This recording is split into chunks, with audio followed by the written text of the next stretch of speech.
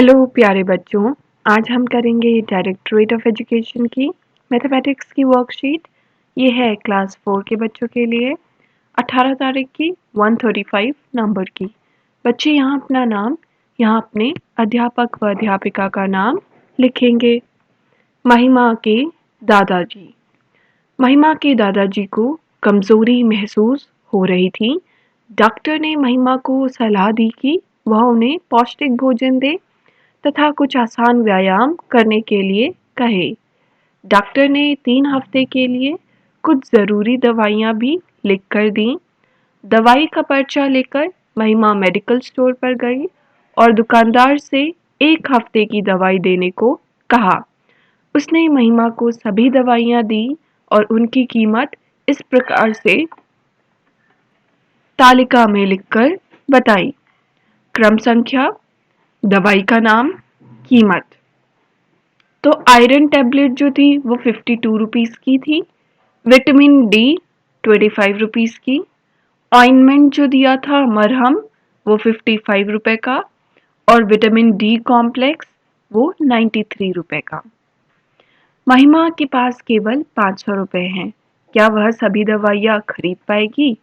तो सबसे पहले हम इसका उत्तर देते हैं, क्या वो सभी दवाइयाँ खरीद पाएगी? तो इन सबको हमें जोड़ना होगा। 52 प्लस 25 प्लस 55 प्लस 93 कितना हो गया ये?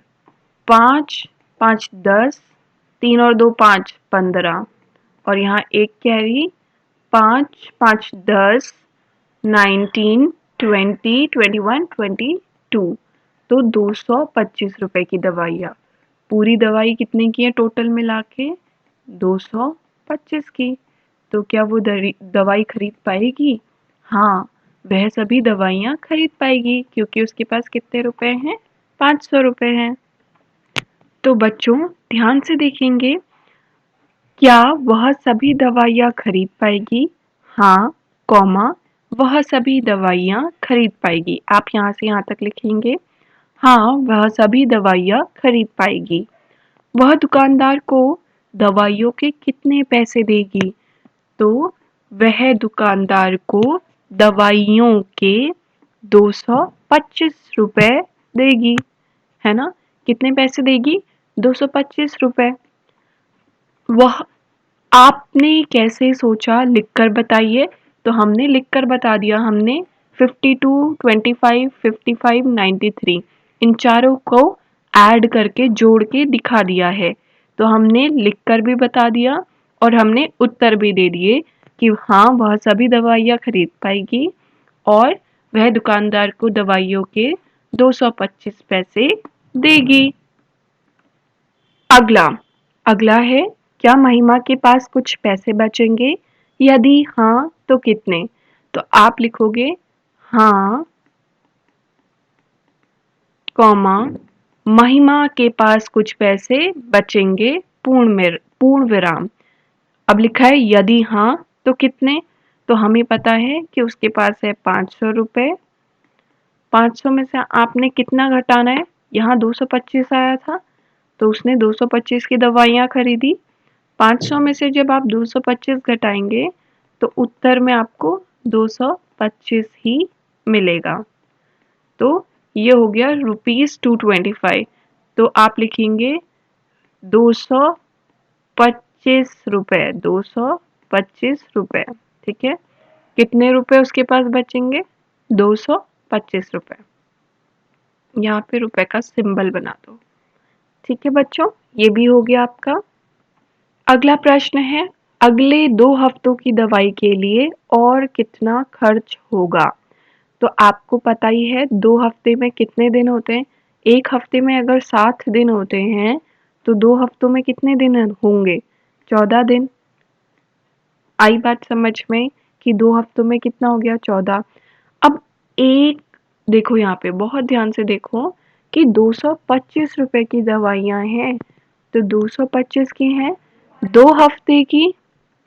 अगर 1 हफ्ते की बच्चों 225 रुपए की दवाई है, ठीक है, तो 2 हफ्तों की कितनी होगी? 1 हफ्ते की 225 तो 2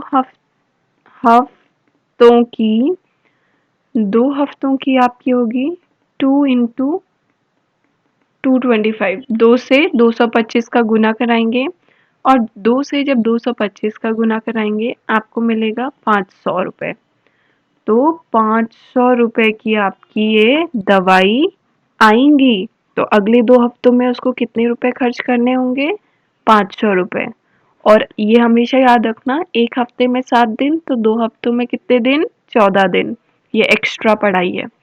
अगला, वापसी में महिमा को अपने अध्यापक की बात याद आ गई कि रोग प्रतिरोधक शक्ति बढ़ाने के लिए फल खाने चाहिए।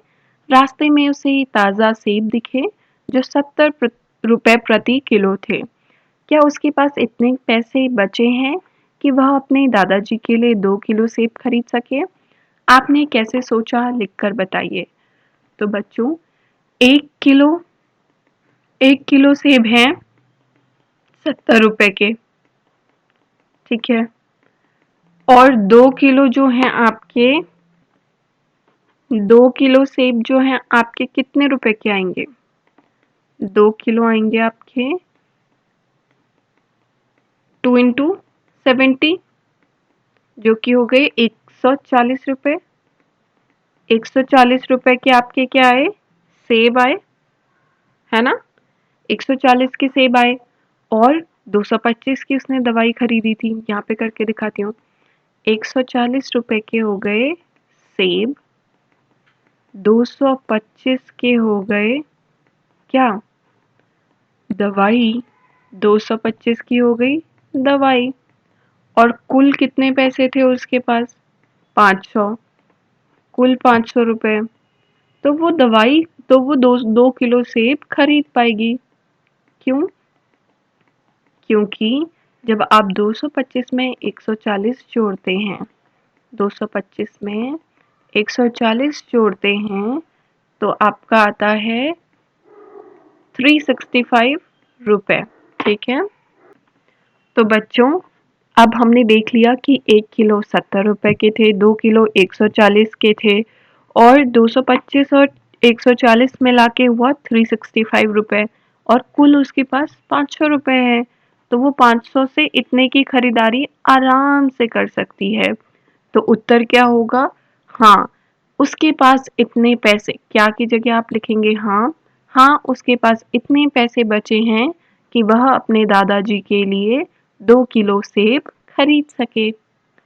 अब अगला, मम्मी पापा के लिए सुझाव। उससे पहले अगर आपने चैनल को सब्सक्राइब नहीं किया है, कर लीजिए ताकि आपकी अगली आने वाली वर्कशीट मिस ना हो। मम्मी पापा के लिए सुझाव, बच्चों से कोरोना जैसी सर्वव्यापी महामारी तथा अन्य बीमारियों से स्वयं को बचाए रखने के लिए उचित खान पान तथा सुव्यवस्थित दिनचर्या, पर्याप्त व पौष्टिक आहार, उचित नींद और सामाजिक दूरी पर चर्चा करें। और कोविड से बचने के लिए क्या करें? मास्क ज़रूर पहनें। बाय बच्चों।